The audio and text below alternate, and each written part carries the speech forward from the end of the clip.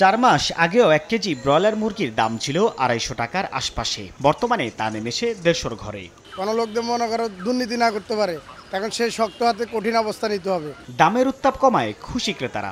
স্বস্তির বাজারে যেন অযৌক্তিকভাবে দাম না বাড়ে তা নিশ্চিতে সরকারের নজরদারি বাড়ানোর দাবি তাদের। উপযুক্ত মূল্য দিয়ে এই পর্যন্ত শুধু ক্যারিং কস্ট এ দুটো অ্যাড করলে দেখবেন এটার ভ্যালু অনেক রিডিউস হয়ে যাবে। আগে যেমন এই চাঁদাবাজি হইতো, এইটা অমুক সমুক করতো, এগুলো সরকার বন্ধ করে দিলেই অটোমেটিক দাম নিয়ন্ত্রণে এসে পড়বে। বাচ্চার রেটটা কম থাকে বা মেডিসিনটা যদি কম থাকে তাহলে বাজার এখন যেভাবে চলতেছে এরকম চলার সম্ভাবনা আছে। যখন দাম কমের সুফল পাচ্ছেন ক্রেতারা, তখন আবারও সংকটে পড়ে দাম বৃদ্ধির আশঙ্কার কথা জানাচ্ছে প্রান্তিক খামারিদের সংগঠন বিপিএ। তাদের দাবি 160 থেকে 170 টাকা উৎপাদন খরচের বিপরীতে বর্তমানে 120 থেকে 130 টাকা কেজি দরে ব্রয়লার বিক্রি করতে বাধ্য হচ্ছেন খামারিরা। লোকসানের মুখে তারা এরই মধ্যে 5000-এর বেশি খামার বন্ধ করতে বাধ্য হয়েছেন।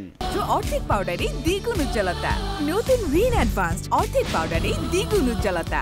পোল্ট্রি ফিডের দাম কিভাবে কমানো যায়, অথবা সরকার থেকে এই পোল্ট্রি ফিডের উপরে কোনো রকম রিয়ায়তি সুবিধা দেওয়া যায় কিনা, এজন্য আমাদের দরকার খামারিদেরকে ইনভেস্টেড করা সরকারিভাবে। প্রান্তিক বাণিজ্য খামারিদের আপনার প্রাণী সম্পদ থেকে কোনো অ্যাড্রেস করা হয় না। উৎপাদন খরচ বিবেচনায় যেন বাজারে মুরগি বিক্রি করতে পারেন খামারিরা, তা নিশ্চিতে সমন্বিত উদ্যোগ নেয়ার তাগিদ দিচ্ছে বড় খামারিদের সংগঠন world poultry science association Bangladesh chapter. আমাদের একটা ব্রিজ করা উচিত যে যারা উৎপাদন করবে পোলট্রি এবং ভোক্তা যারা এবং পাশে যারা নিয়ন্ত্রণকারী সংস্থা সবাই মিলে বসে পরিস্থিতি বুঝে এরই মধ্যে সতর্ক উদ্যোগও নিয়েছে প্রাণী সম্পদ অধিদপ্তর। পিকেএসএফ, ব্যাংক সহ আর্থিক খাতের বিভিন্ন প্রতিষ্ঠান থেকে খামারিরা যেন সহজ শর্তে ঋণ পায়, সেই কাজও শুরু করেছে সংস্থাটি। আমরা তাদেরকে নিয়ন্ত্রণ করতে চাই। নিয়ন্ত্রণটা করতে গিয়ে তাদের সুব্যবসা যাতে অব্যাহত থাকে, রাষ্ট্র একটা জায়গায় এসেছে, তাদেরও এখানে অবদান আছে, সে অবদানটা যাতে একেবারে বিতর্কহীন হয়,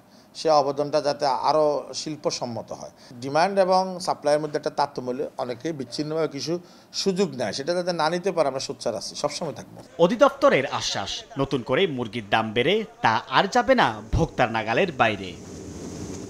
সাইফুল ইসলাম, সময় সংবাদ, ঢাকা।